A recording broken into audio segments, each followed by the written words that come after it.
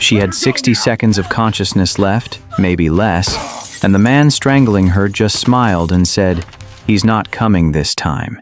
But Tarek was wrong, because 20 miles away, Jinho Ruin felt something tear in his chest, abandoned a boardroom full of executives mid-sentence, and started driving like the woman he loved was dying. He'd already saved her once by breaking down a door. Now he was about to do something far more violent. Welcome back to Afro-Korean Stories HQ, my beautiful and amazing Pride family. Your love and support mean everything, and I promise to keep giving you the best stories as I learn, grow, and improve every single day. If this is your first time seeing one of my videos, drop a comment below telling me where you're watching from and hit that subscribe button to officially join the Pride family. That is the best and only way to support us. And in return, we promise to bring you captivating, emotional, and addictive stories every single day. Now, let's dive into today's story. Nalia's fingers clawed at the hand, crushing her throat.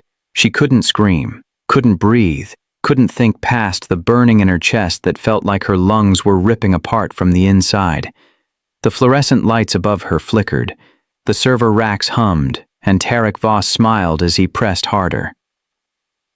"You should have minded your business." 30 minutes earlier, Nalia was alone on the 14th floor of Soratech Global, finishing the financial report that was supposed to change everything. Promotion. Real money. Respect. She'd worked too hard to leave it half done. The office was quiet. Most people had left hours ago. She liked it that way. No distractions, no small talk. Just her and the numbers that always made sense when people didn't. Her desk lamp cast a warm glow over spreadsheets covered in her notes.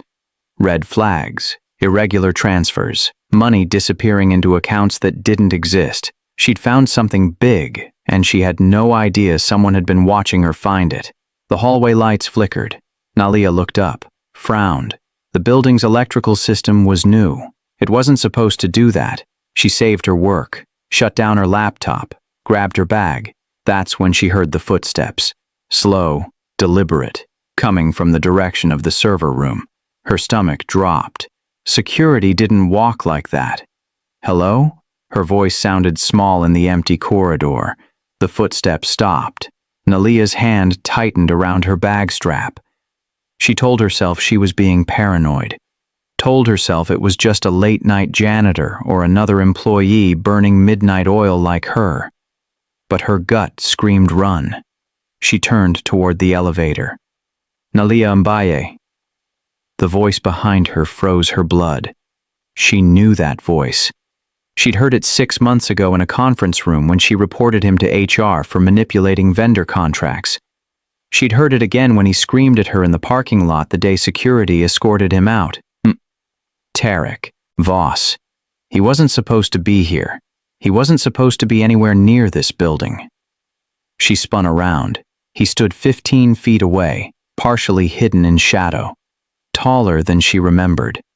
His suit was wrinkled, his eyes wild, his jaw clenched so tight she could see the muscle jumping. "You ruined my life." His voice was quiet, too quiet. Nalia's hand slid into her bag, searching for her phone. "Tarek, you need to leave. Security's not coming." He stepped forward. "I made sure of that." Her fingers found her phone. She didn't dare look down. Didn't dare break eye contact. "I don't want trouble," she said, forcing her voice steady. "Just walk away." He laughed. It was a broken, bitter sound. "Walk away? Like you walked away after destroying everything I built? You think you're some hero digging through files, exposing people? You were stealing. I was surviving." His shout echoed through the empty floor. Nalia ran. She didn't think, didn't plan, just bolted toward the emergency stairwell. She made it 5 steps before he slammed into her from behind.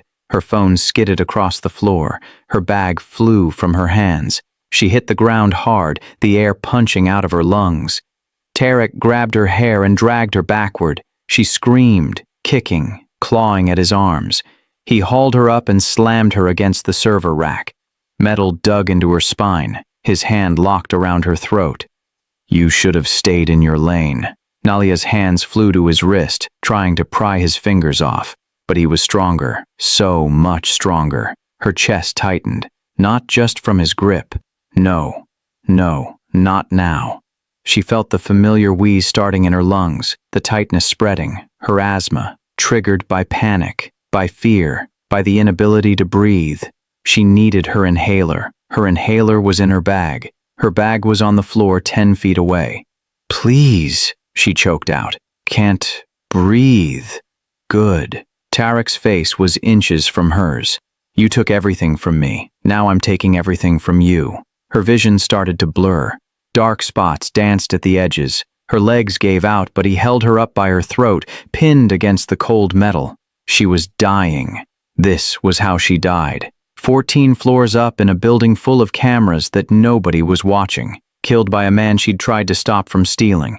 Her hands fell from his wrist. She didn't have the strength anymore. Then she heard it. A sound like thunder, like the world splitting open.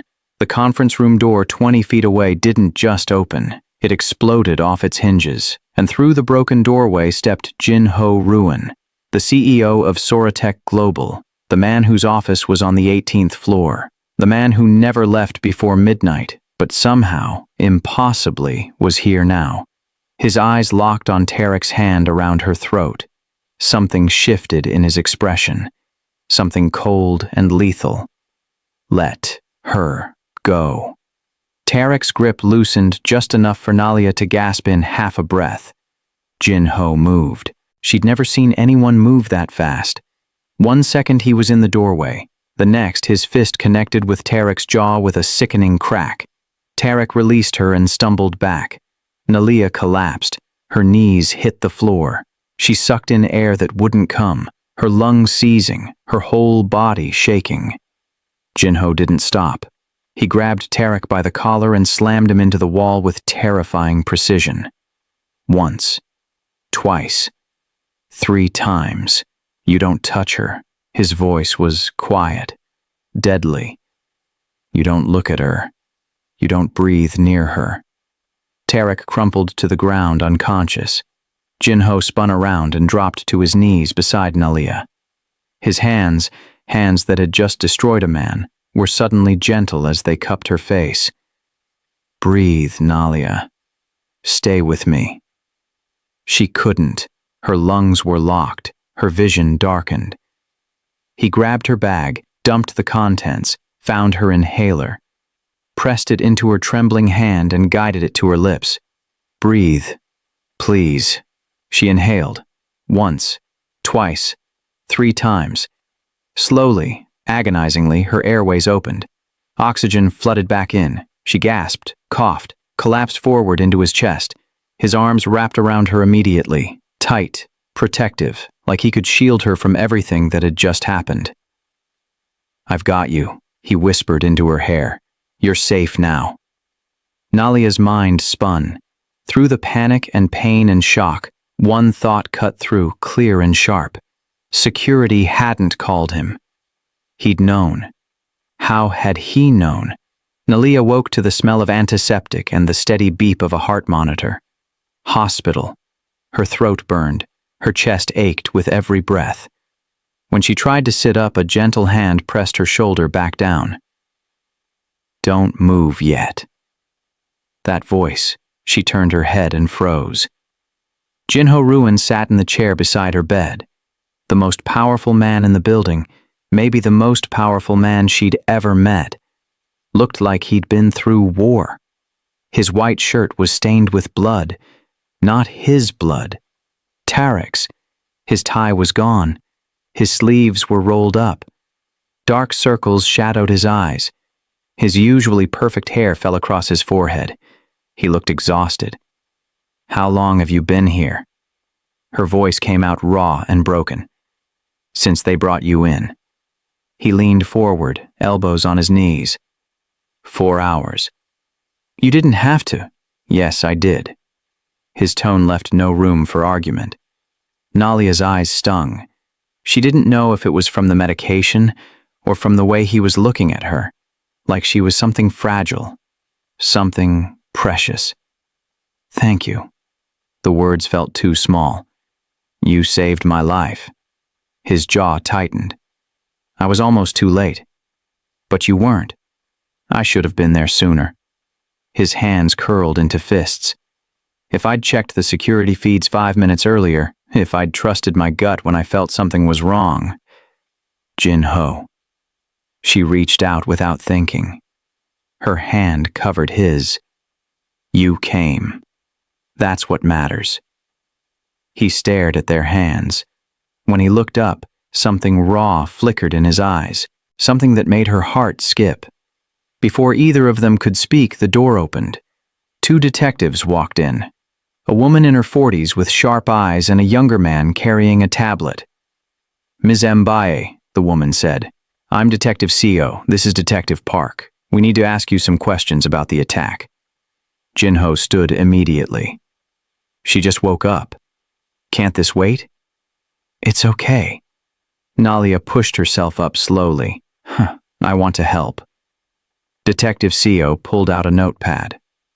"Walk us through what happened before Tarek Voss attacked you." Nalia recounted the evening, the empty office, the report she'd been finishing, the footsteps, the conversation, the attack. Detective Park tapped his tablet. "You reported Mr. Voss 6 months ago for financial misconduct, is that correct?"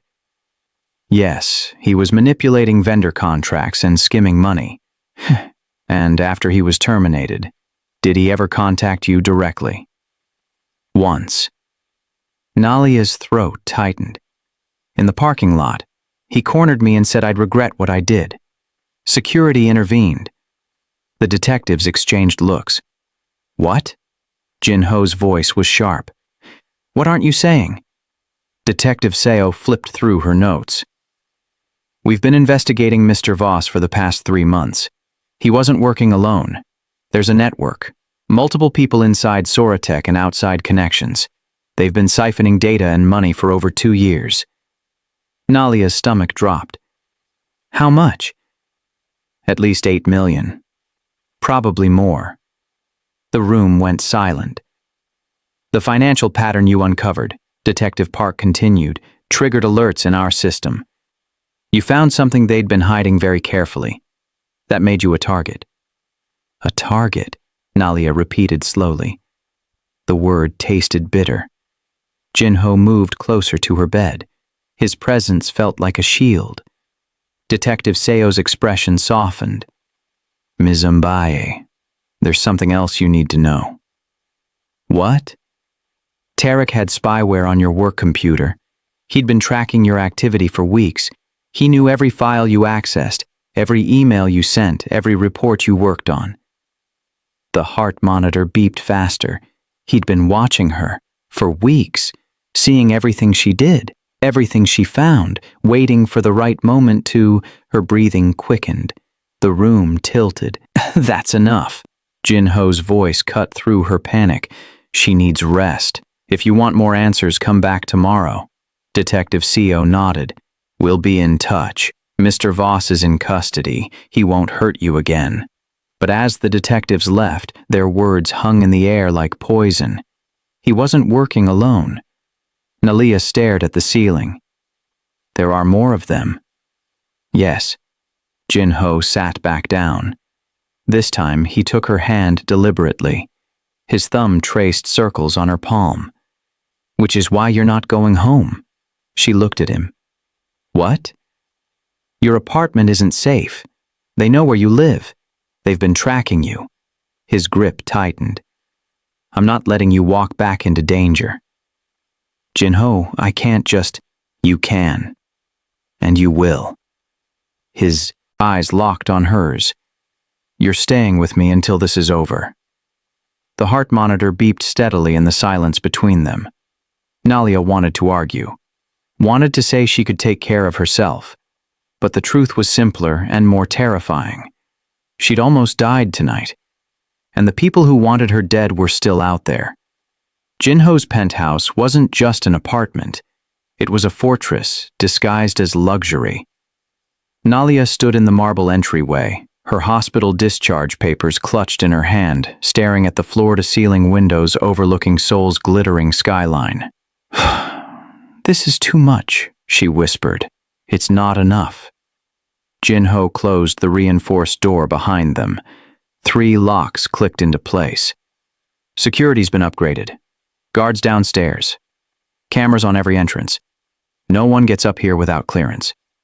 He said it casually, like turning his home into a military installation was normal. Nalia turned to face him. "You didn't have to do this." "Yes, I did." He shrugged off his jacket and draped it over a chair. "Sit. You need to eat." "I'm not hungry." "You haven't eaten in 12 hours. Sit." The command in his voice was gentle but absolute, the same tone he probably used in boardrooms to close billion-dollar deals. Nalia sat. He disappeared into the kitchen and returned with soup, rice, and tea. Simple food, warm food. The kind that felt like someone actually cared. She ate slowly while he watched from across the table. "Why are you doing this?" she asked finally. "Doing what?" "All of it. The hospital, the penthouse, the protection." She set down her spoon. "I'm just an analyst. You barely know me." His expression shifted. Something flickered behind his eyes, something that looked almost like pain. "I know you work late every night because you're trying to prove you belong here. I know you take the stairs instead of the elevator because you don't like small talk. I know you eat lunch at your desk because the break room feels like a performance." He paused. "And I know you're brilliant at your job, but no one's ever told you that." Nalia's breath caught. How do you—" "I notice things." He stood and walked to the window. "Especially when it comes to people who deserve better than what they're getting." She didn't know what to say to that. Jin-ho turned back to her. "Get some rest. Guest room's down the hall. Everything you need is already there." Nalia nodded and stood on shaky legs. She made it 3 steps before she saw it. A note. Handwritten. Sitting on the side table near the hallway, her name was written across the front in elegant script. She picked it up, unfolded it. "Nalia, your work on the Q3 audit was exceptional. The depth of analysis and attention to detail didn't go unnoticed. You have a rare talent for seeing patterns others miss. Keep pushing. You're exactly where you're supposed to be. JHR." The note was dated 3 weeks ago, before the attack.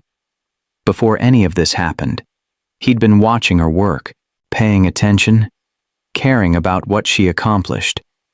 "You wrote this." Her voice was barely audible. Jin-ho stood in the doorway, his expression unreadable. "I meant every word." "Why didn't you just tell me?"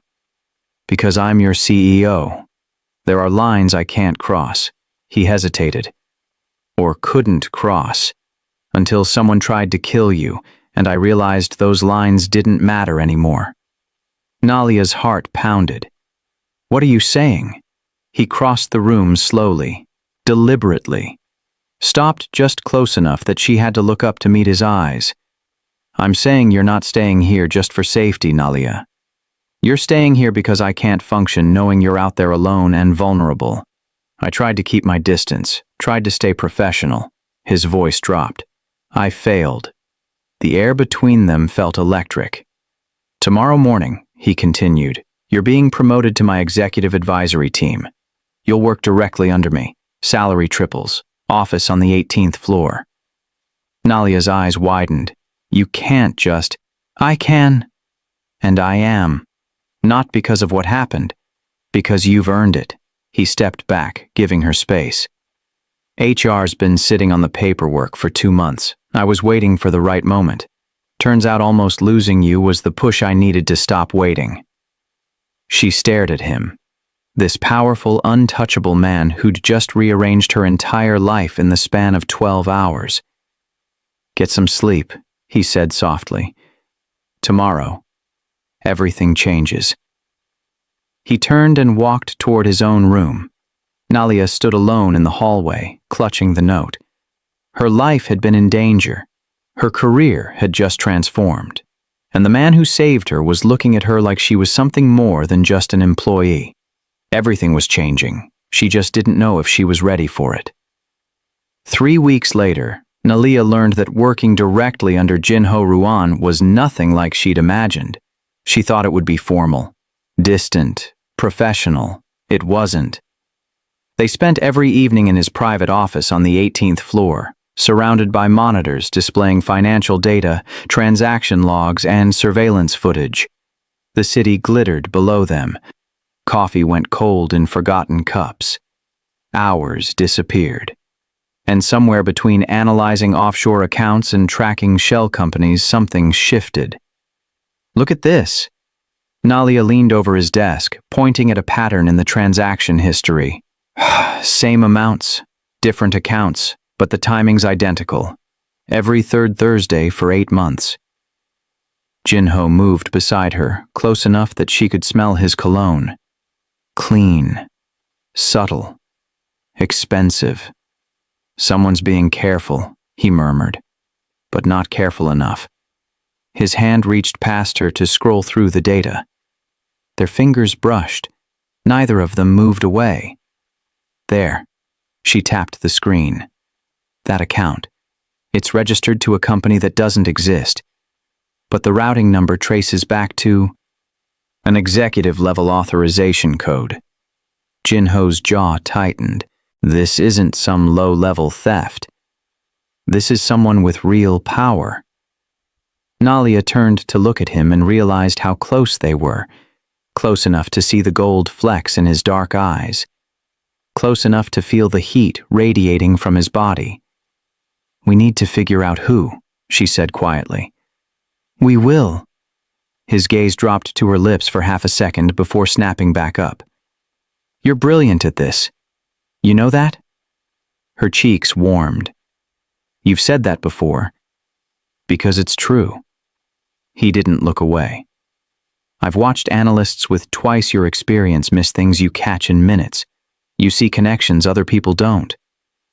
Maybe I'm just paranoid after—" She stopped, swallowed hard. "After someone tried to kill her." Jinho's expression softened. "Nalia, I'm fine. You're not. And you don't have to be." He reached out slowly, giving her time to pull back. When she didn't, his hand cupped her cheek. "What happened to you? What almost happened? I can't stop thinking about it." Her breath caught. "Jinho, I keep seeing you on that floor, gasping for air, dying right in front of me." His thumb traced her cheekbone. "And I keep wondering what would have happened if I'd been 30 seconds later." "But you weren't." "But I could have been." His voice cracked. "I could have lost you before I ever had the chance to—" He stopped, pulled back, ran a hand through his hair. "To what?" Nalia whispered. He turned to face the window. The city lights reflected in the glass. His shoulders were tense. "My father died when I was 17, he said suddenly. Shot during a robbery at his office. Security found him 3 hours later. He bled out alone in the dark." Nalia's heart clenched. "Jinho, I'm so sorry. I built this company because I couldn't save him. Built these security systems, these protocols, all of it." His voice hardened, "so no one would ever be that helpless again. So I'd never lose someone I—" He stopped again, shook his head. "Someone you what?" She moved closer. He looked at her over his shoulder. The vulnerability in his eyes made her chest ache. "Someone I care about," he finished quietly. "Someone who matters." The air felt thick, heavy with words neither of them was ready to say. Nalia wanted to close the distance, wanted to touch him, tell him she understood, that she felt it too. This pull between them that had nothing to do with work and everything to do with the way he looked at her like she was the only person in the room. But before she could speak, her phone buzzed. She glanced at the screen, frowned, What is it? Jinho was beside her instantly. An alert from the system. There's another irregular transfer. Happened 20 minutes ago. She pulled up the data on the monitor. Same pattern. But this time, her blood ran cold. What? Jinho leaned in. The authorization code, it's not just executive level. Her hands shook as she traced the digital signature. It's C-suite level. Only 5 people in the company have this access. Jinho's face went hard. Pull up the names, she typed quickly. The list appeared.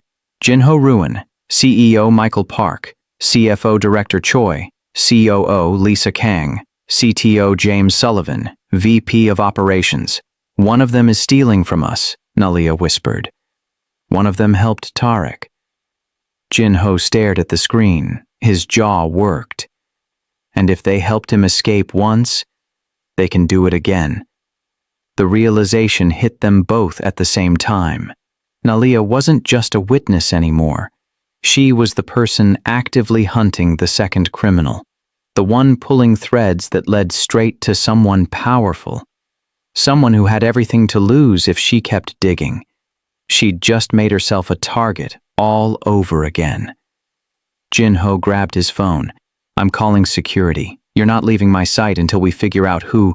Jinho, we can't tip them off. If they know we're looking, they'll disappear. I don't care. Your safety matters more than catching them. But no, he gripped her shoulders. I almost lost you once. I won't risk it again. Not for this. Not for anything. The intensity in his voice made her shiver. We'll figure this out, he said. Together. But from now on, you don't go anywhere alone. Understood? Nalia nodded. She understood. She also understood something else. Jinho Ruin wasn't just protecting an employee. He was protecting someone he was falling in love with. And God help her, she was falling too. The penthouse felt wrong.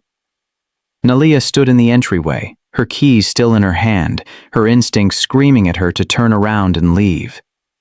Jinho was at the emergency board meeting downtown. Security had driven her home an hour ago. She'd waved at the guards downstairs, scanned her key card, rode the elevator up. Everything should have been normal, but it wasn't. The lights flickered. Once, twice, then steadied. Nalia's grip tightened on her bag. Hello? Silence. She stepped inside and closed the door.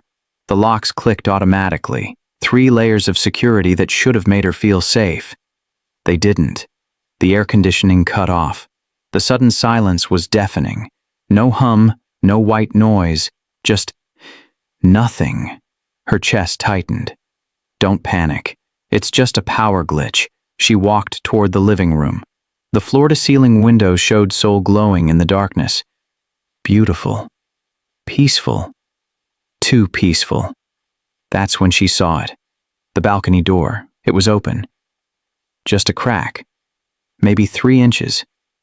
The curtain fluttered in the breeze. Nalia's heart slammed against her ribs. She'd locked that door. She always locked that door. Jinho had drilled it into her. Check every lock, every window, every entry point. She backed toward the hallway. Her hand fumbled for her phone. I wouldn't do that. The voice came from behind her. Every muscle in her body locked. She knew that voice. Slowly, she turned around. Tarek stepped out of the shadows near the kitchen. He looked worse than before. Thinner, wilder. His face was covered in bruises. Some fresh. Some fading. His eyes had the hollow look of someone who'd lost everything and had nothing left to lose. How? Nalia's voice cracked. You're supposed to be in jail. I was. He smiled. It was a broken, terrible thing. Turns out I have friends in high places. Friends who needed me out. Friends who wanted me to finish what I started. He took a step forward. Nalia ran. She bolted toward the front door. Her fingers hit the keypad. Wrong code. She tried again. Wrong again. It's been reset, Tarek called out. He sounded almost amused. You're locked in here, with me. Panic flooded her system. She spun around. Living room, kitchen, bedroom, where could she? Her chest tightened. No, not now. Please, not now. But her body didn't care. Her lungs constricted. The familiar wheeze started in her throat. Her asthma, triggered by fear, by adrenaline, by the knowledge that she was trapped with the man who'd already tried to kill her once. She needed her inhaler. Her inhaler was in her bag. Her bag was on the floor near the couch. 15 feet away. Tarek stood between her and survival. You know what's funny? He pulled something from his jacket. A knife. Long, sharp. The blade caught the light. They told me to make it quick. Clean. But I don't think I will. Nalia's breathing grew harsher. Shallower. She pressed her back against the wall. You took my job. My reputation. My future. He moved closer with every word. So, I'm going to take your breath. Just like before. But this time, there's no CEO coming to save you. She tried to speak. Couldn't. Her airways were closing. Tarek lunged. Nalia threw herself sideways. Her hip slammed into the side table. Something fell. A marble sculpture, heavy and expensive. She grabbed it. When Tarek came at her again, she swung. The marble connected with his shoulder. He grunted, stumbled back. She ran for her bag. Almost there. 5 feet. 3 feet. His hand locked around her ankle. She crashed to the floor. The impact knocked the air from her already struggling lungs. She gasped, choked, clawed at the carpet. Tarek dragged her backward, flipped her over, straddled her waist. You just don't give up, do you? He raised the knife. Nalia's hand shot out, catching his wrist. She held it there, knife inches from her throat, every muscle shaking with effort. But she was weakening. Her lungs burned, her vision blurred at the edges. She couldn't breathe, couldn't scream, couldn't fight much longer. Who helped you? She gasped out. Who let you out? Tarek's smile widened. You really want to know?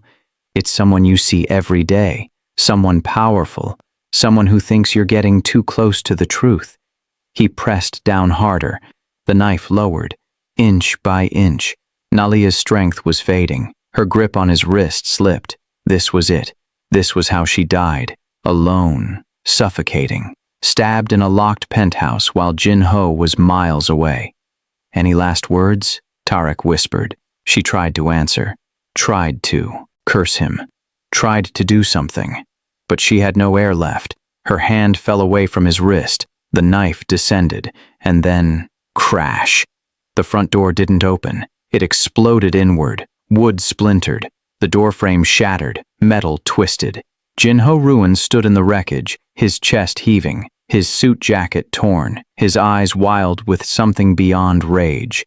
He looked at Tarek on top of her, looked at the knife, looked at Nalia's blue-tinged lips as she fought for air. Get off her.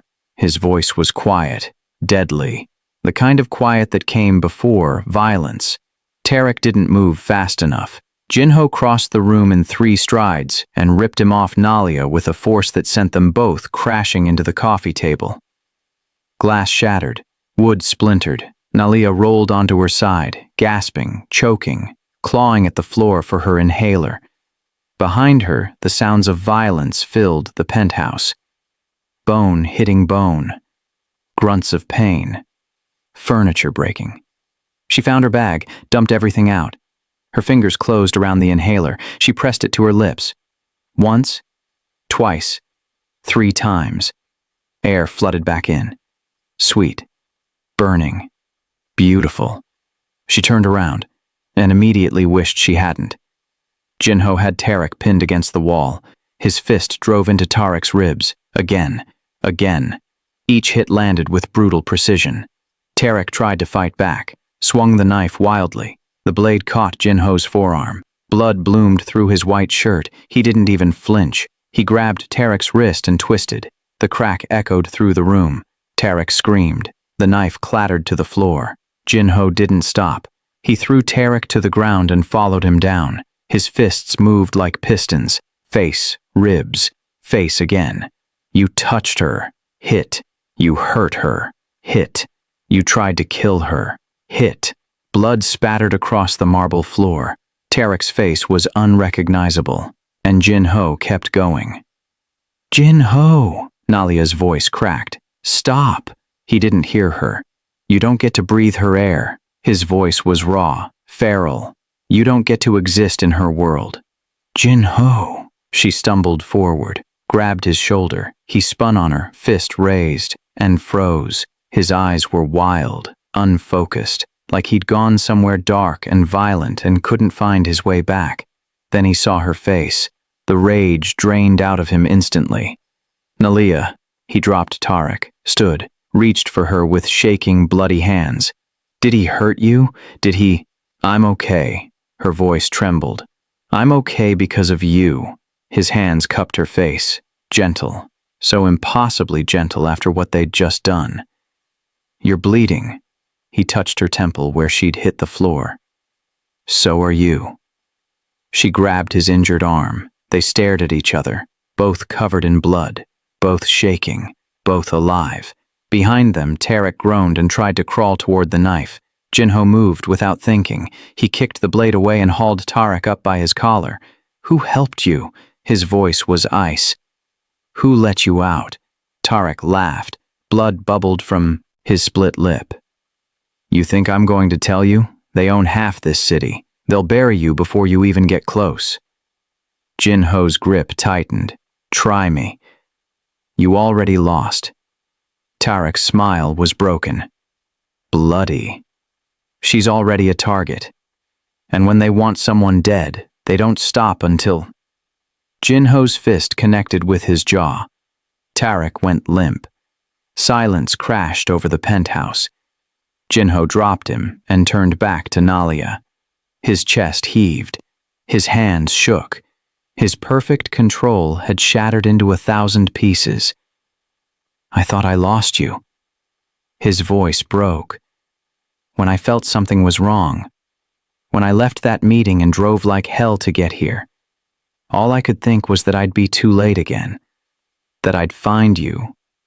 He couldn't finish. Nalia closed the distance between them, wrapped her arms around him, felt him shudder. I'm here, she whispered against his chest. I'm right here. His arms came around her, tight, desperate, like he was trying to convince himself she was real. I can't do this anymore, he said into her hair. I can't pretend this is just about protection, that you're just an employee, that I'm just keeping you safe because it's the right thing to do. Nalia pulled back enough to look up at him. What are you saying? I'm saying I've cared about you since the day you walked into your interview and argued with me about quarterly projections. A broken laugh escaped him. You were the only person in that room who wasn't afraid of me, the only one who treated me like a human instead of a title. Her heart stopped. That was over a year ago. I know. His thumb traced her cheekbone. I've been watching you. Not in a creepy way, just noticing. The way you bite your pen when you're thinking. The way you take your coffee with too much sugar. The way you light up when you solve something difficult. Tears burned her eyes. Why didn't you say anything? Because I'm your CEO. Because there are rules. Because I didn't want you to think your job depended on... He stopped, shook his head. But then someone tried to kill you, and I realized none of that mattered. Rules don't matter. Titles don't matter. The only thing that matters is that you're alive, and I need you to stay that way. Jin-ho. I can't lose you, Nalia. His forehead pressed against hers. I've lost too many people. My father. My mother 3 years later. Everyone I care about ends up, I'm not going anywhere. She grabbed his face, forced him to look at her. You saved me. Twice. You broke down 2 doors for me. You fought for me. You bled for me. I'd do it again. No hesitation. 1,000 times. I know. She smiled through tears. Because you're not just protecting me. You're in love with you. The words came out rough, raw, true. I'm in love with you. And I don't care if that's unprofessional or inappropriate or against every rule in the handbook. I'm done pretending I'm not. Nalia's breath caught. Sirens wailed in the distance, growing closer. Security would be here soon. Police, paramedics, the whole world would come crashing in. But right now, in this broken penthouse with shattered glass and blood-stained floors, it was just them. "I'm not afraid of you," she whispered. "You should be." His voice was pained. "You saw what I just did. What I'm capable of. I saw you save my life." Again, she touched his jaw. "I saw the man I've been falling for since he sat beside my hospital bed and refused to leave." His eyes widened. "Nalia, I love you too," she said, "and I don't care about rules either." Something broke open in his expression. Relief, joy, disbelief. He kissed her, soft, desperate, like she was oxygen and he'd been drowning. She kissed him back, tasted blood and tears and survival. The sirens grew louder, but neither of them pulled away. Red and blue lights painted the penthouse walls. Paramedics worked on Nalia while police hauled an unconscious Tarek away in handcuffs. Detectives swarmed the scene, taking photos, collecting evidence, asking questions. Jin-ho refused to leave her side. A paramedic tried to check his arm, the knife wound still bleeding through his shirt. "I'm fine," he said. "Sir, you need stitches." Later, the paramedic gave up and moved to the next patient. Jin-ho knelt beside Nalia where she sat on the couch. Someone had draped a blanket over her shoulders. Her hands still shook around a bottle of water she couldn't drink. "Hey," he touched her knee. "Talk to me." I knew something was wrong the second I walked in. Her voice was hollow. The lights, the door, everything felt wrong. But I came inside anyway. You couldn't have known. I should have left, should have called you immediately. "Nalia." He waited until she looked at him. "You survived. That's what matters. Because you came." A tear slipped down her cheek. "How did you know? How did you know to leave the meeting?" His jaw tightened. I felt it. The same way I felt it the first time.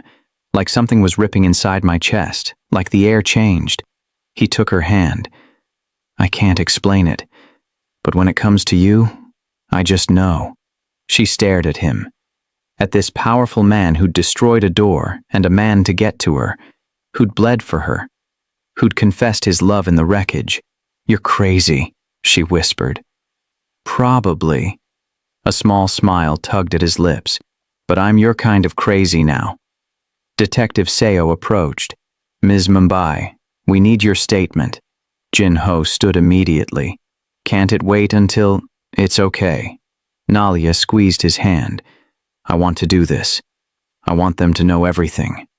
She recounted the attack, every detail, the open door, the reset locks, Tarek's confession about having powerful help.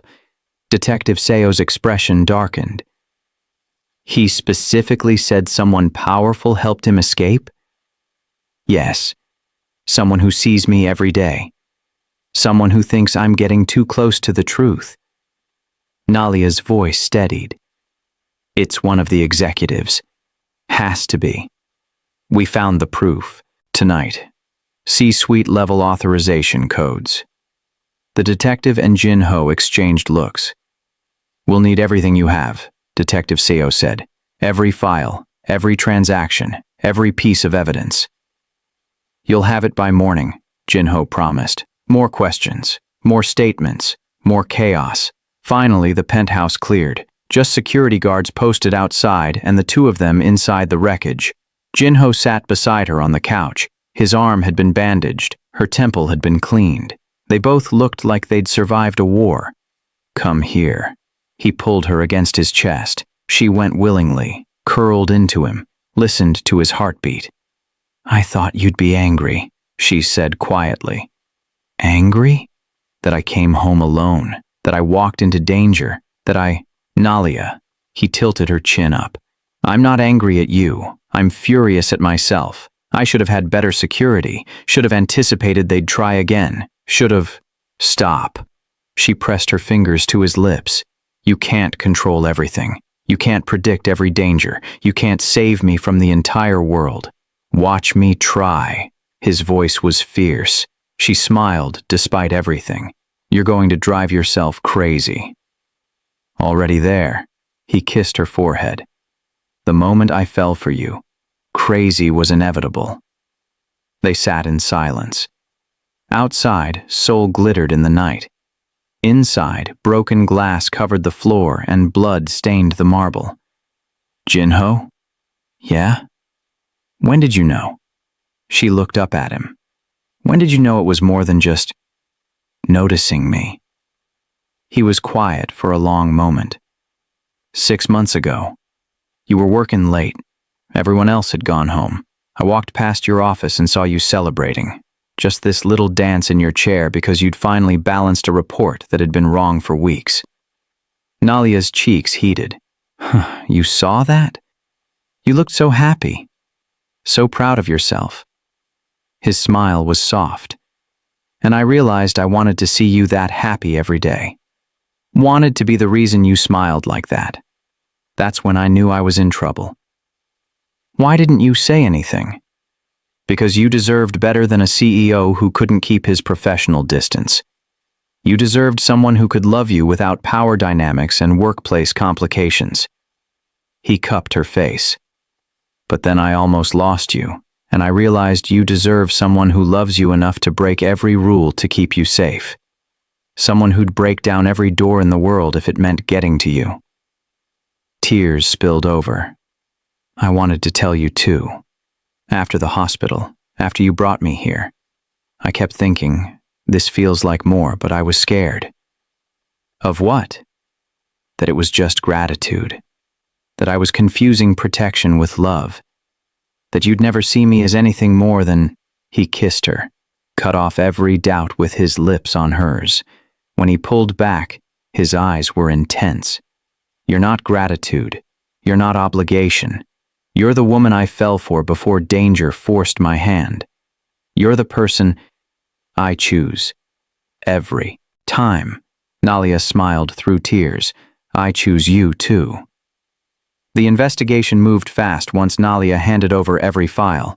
Within 48 hours, forensic accountants tore through Soratech's systems. Digital trails led straight to offshore accounts. Shell companies unraveled. Money transfers painted a clear picture. And one name kept appearing: Michael Park, Chief Financial Officer, 12 years with the company, trusted, respected, beloved by the board, a thief. When police arrested him in his corner office, he didn't fight, didn't deny it, just smiled that same politician's smile he'd used in every meeting and said, "You can't prove anything." But they could. Nalia's files proved everything. The trial took 4 months. Nalia testified 3 times. Each time, Jinho sat in the front row of the courtroom gallery, his presence a silent anchor. The first day she took the stand, her hands shook so badly she could barely hold the water glass. The defense attorney tore into her, questioned her credibility, her methods, her relationship with the CEO. "Isn't it true, Ms. Mbaye, that you're romantically involved with Mr. Ruin? That these accusations benefit you personally?" Nalia's jaw tightened. "My relationship with Jinho has nothing to do with the $8 million Michael Park stole. The numbers don't lie. The transactions don't lie. The authorization codes don't lie. But you do have a motive to—" "My motive is that someone tried to kill me, twice, and I refuse to let the people responsible walk free." The courtroom went silent. Jinho's eyes never left her face. The defense attorney had no response. Tarek's trial was worse. He pleaded not guilty, claimed self-defense, said Nalia had attacked him first both times. His lawyer played the sympathy card, talked about his difficult childhood, his mental health struggles, how losing his job had broken him. But the evidence was overwhelming. Security footage, medical reports, Nalia's testimony, Jinho's testimony, the spyware on her computer, the digital trail proving he'd been tracking her for weeks. The jury deliberated for 2 hours. Guilty on all counts. The judge leaned forward. "Mr. Voss, you violated Ms. Mbaye's trust, her safety, and very nearly took her life. Twice. This court finds your actions premeditated, violent, and utterly without remorse. Tarek stared straight ahead, expressionless. You are sentenced to 37 years in prison without possibility of parole. Nalia felt Jin-Ho's hand find hers. She squeezed back. It was over. Michael Park got 22 years. 3 other accomplices, lower-level employees who'd helped cover tracks, got 5 to 8 years each. Soratech underwent a complete restructuring. New CFO, new security protocols, new oversight committees. Jin-Ho personally reviewed every executive-level employee, and anyone with even a hint of corruption was gone. The company bled money in the short term, but in the long term, it became stronger, cleaner, better. And Nalia became the youngest department advisor in Soratech's history. Not because she was dating the CEO, because she'd saved the company from collapsing under its own corruption. Her new office was on the 18th floor, 3 doors down from Jin-Ho's. Glass walls, city views. Her name on the door in sleek letters. She stood in the doorway on her first day, staring at the space that felt impossible. Jin-Ho appeared beside her. You earned this. People are going to say I didn't. Let them. He leaned against the doorframe. You know the truth. I know the truth. That's all that matters. Their relationship went public 2 weeks later. Not through some official announcement, through a photo. They'd been leaving a charity gala when photographers caught them. Jin-Ho's hand on the small of her back, Nalia laughing at something he'd whispered, both of them looking at each other like no one else existed. The photo went viral. Headlines screamed, CEO's secret romance with employee who exposed corruption. Some articles were kind, most weren't. But Nalia stopped reading them after the first few days. She had work to do. A company to help rebuild. A man to love who'd literally broken down doors for her. 3 months after the trial, Jin-Ho took her to the roof of Soratech at sunset. Seoul stretched out below them. The same city where she'd almost died. Where she'd been saved. Where she'd fallen in love. I have something for you. He pulled out a small box. Her heart stopped. Jin-Ho, it's not what you think. He smiled. Not yet anyway. Open it. Inside was a key. To what? A house. On Jeju Island, overlooking the ocean. His voice softened. I know the city holds bad memories. I thought maybe we could build good ones somewhere else. Somewhere peaceful. Somewhere safe. Tears burned her eyes. You bought us a house? I bought us a future. He cupped her face. If you want it. She kissed him. Poured every emotion into it. Gratitude, love, joy, hope. I want it, she whispered against his lips. I want all of it. With you, 4 years later. Nalia stood on the deck of their Jeju Island home, watching the sun paint the ocean gold. Behind her, inside the house, she could hear Jin-Ho's voice, soft and playful, speaking Korean to their 3-year-old daughter. Arama, where are your shoes? Don't want shoes. You need shoes to go outside. Why? Nalia smiled. Their daughter had inherited Jin-Ho's stubbornness and her own endless questions. The door slid open. Jin-Ho appeared with Arium on his hip. The little girl's dark curls, so much like Nalia's, bounced as she squirmed. Yama! She reached for Nalia. Come here, baby. Nalia took her, breathing in that perfect toddler smell. Did you give Appa a hard time? She gives everyone a hard time, Jin-Ho said, but his eyes were full of love. Just like her mother, Nalia laughed. I do not give you a hard time. You argued with me in your job interview. You still argue with me in board meetings. She kissed him, cut off his teasing with her lips. Arium giggled. Appa and Iyama kissing. That's right. Jin-Ho kissed Nalia's forehead. Because we love each other very much. They stood together on the deck. A family. Whole, safe, happy. Later that night, after Arium was asleep, Nalia and Jin-Ho sat on the beach.